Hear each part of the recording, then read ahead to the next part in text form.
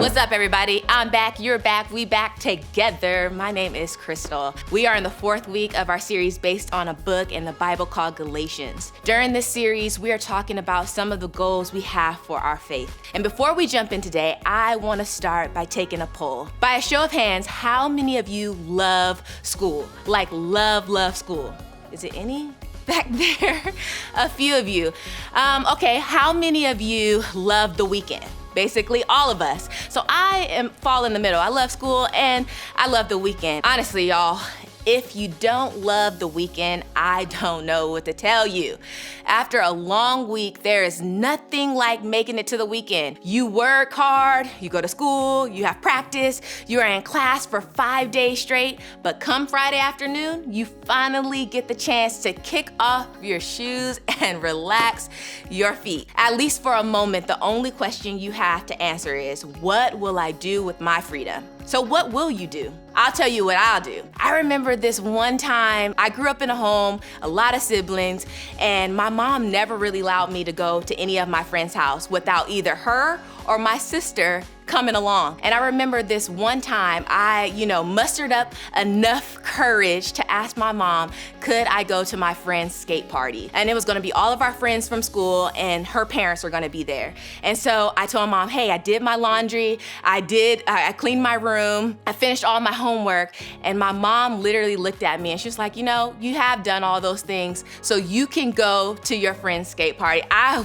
was thrilled because I never got to get out of the house, at least by myself. So we went to the skate party. I was excited, yes, about the cool skates. I was excited about eating pizza and having slushies and playing the arcade game. But what I was really excited about was that I didn't necessarily have to take my sister with me and I can just be myself with my friends. And so it was super fun, the best weekend that I ever had. And I know some of you probably share some of the same experience as me. And so in this series, we've been talking a lot about freedom and what it looks like in terms of our faith. We said that because of Jesus, we have freedom to live our life to the fullest. I mean, the highest height.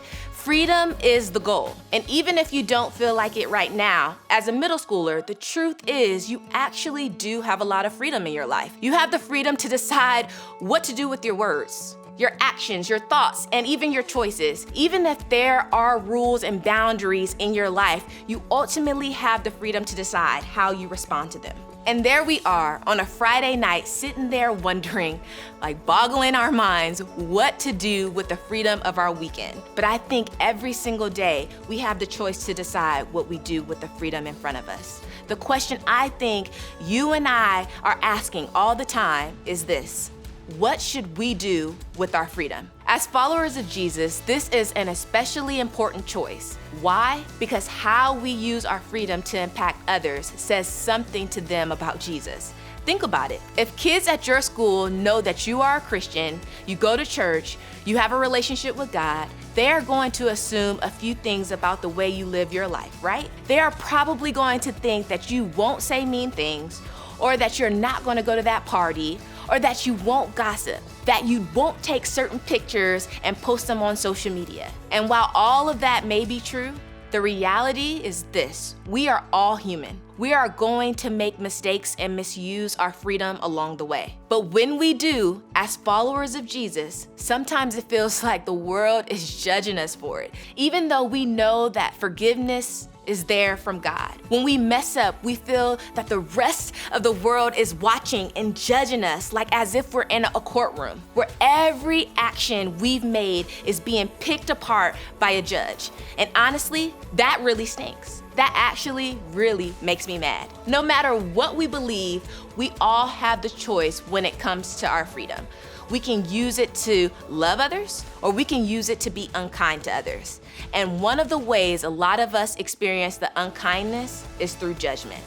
I don't know if any of you ever been in a courtroom, but you've probably seen it on TV or something. And they use a gavel when they're going to make a decision or when they want the courtroom to be quiet. Don't look too close. I just want you to use your imagination. Maybe you've been on the receiving end of some of that judgment. Maybe you went too far in a relationship with someone and you felt judged. And that's judgment. Or you got caught in a lie with a friend. I have too, a few times in my life. Or you spread a rumor that really hurt someone. And even though God has forgiven you, you can't seem to escape the judgment of everyone else around you. Or maybe, just maybe, you are using your freedom to judge other people. Maybe you see students who come to church every Sunday who don't live out what they believe the rest of the week. And instead of showing them kindness and grace, you judge. You do this. Sorry. You make assumptions about who they really are based on what they post on Instagram. Oh, that's really a hard one, because I do that too sometimes. And so this is for me and you. Or who they hang out with. Or what they wear. Or the language they use, you know? Or who they date.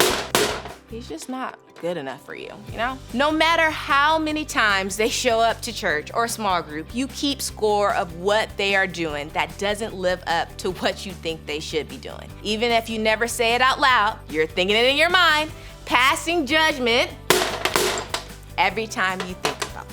Listen, I know that was a little loud, but maybe you are not sure of what you think about this whole faith thing. You're not sure if you even believe in God, or you're trying to figure out what faith actually looks like in your own life. Remember that question we asked a few minutes ago? What should we do with our freedom? I think the problem is a lot of us are using our freedom to judge the way others are using their freedom. We are banging the gavel every time we judge someone based on their choices they've made or who they are. And when we make judgments, the goal of our freedom, I think we are not actually using our freedom at all. I actually think we are wasting it.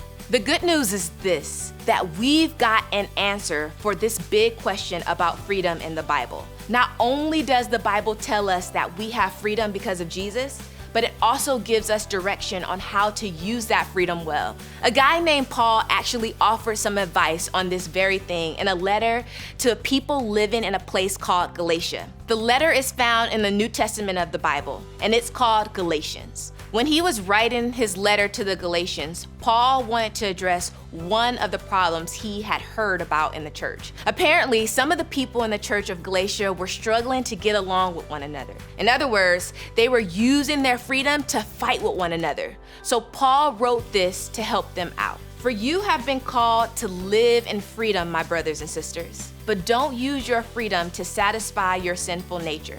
Instead, use your freedom to serve one another in love. For the whole law can be summed up in this one command: love your neighbor as yourself. But if you are always biting and devouring one another, watch out. Beware of destroying one another. So right out of the gate, Paul affirmed their freedom. He reminded the Galatians that they were in fact free. And that's great news for them, right? With that freedom, though, comes a choice. They could either use it to love others or use it to be unkind to others. And instead of leaving the answer up to them, Paul reminded the Galatians that the goal of faith and freedom is simply to love one another. That's it. That's all we have to do, is to love. That's the simple answer to our question about what we need to do with our freedom. Love.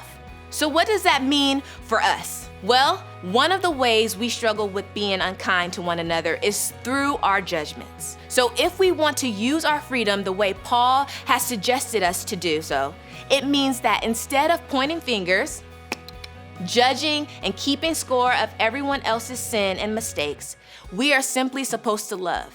In other words, the goal is to love people, not judge people. Instead of worrying about other people's choices outside a small group, simply love them when they show up to small group. At least they're showing up. Give them a high five, hug them, welcome them.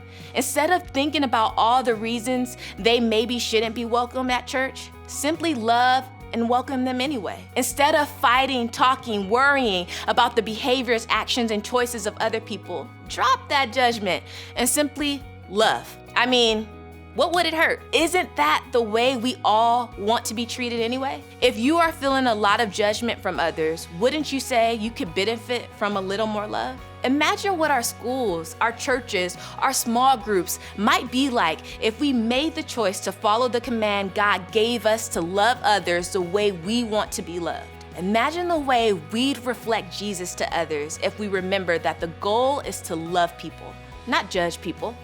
Just take a moment to look back at what Paul said will happen when we use our freedom for something other than love. But if you are always biting and devouring one another, watch out! Beware of destroying one another. Now, I don't know about you, but this doesn't sound great to me. Devouring, biting, destroying, not what I want for my school, not what I want for my friends, for my church, for my small group, or even my life. But to be honest, that's what will happen when we use our freedom the wrong way, when we choose to use it to be unkind to others instead of loving them. But judgment, really has the potential to destroy love. Think about it for a moment. A rumor has the potential to destroy a reputation. A harsh word has the potential to destroy the confidence of someone else. A rude welcome at church has the potential to make someone never want to come back again. But it doesn't have to be that way. We have a choice. You have a choice. And since we have the freedom to choose, we need to choose love. Listen, y'all, the goal is to love people, not judge people. So let's start by asking a question. How are you using your freedom to judge? I can only imagine that you have a few people at school or in your neighborhood or in your small group who you have some strong opinions about. Opinions that aren't all positive. What are you doing with those opinions? Do you join in and talk about those people in a negative way? Do you make it your responsibility to point out their flaws but hide behind yours? Are you using your freedom to be unkind or to love? The opposite of destroying others is building others up. So if there's a person in your life who you find yourself judging instead of loving, ask yourself, just take a moment to just reflect. What can I do to start encouraging them instead? Maybe that's simply getting to know them a little better or praying for them when you think about them, offering a kind word every time you see them. I think you'll be surprised at how quick your opinion of that person will change when you start making an effort to lead with love. Because remember, the goal is to love people, not judge people. So as you head out today, I want you to think about this question. What is one reason judging others is sometimes easier than loving them? Stay tuned.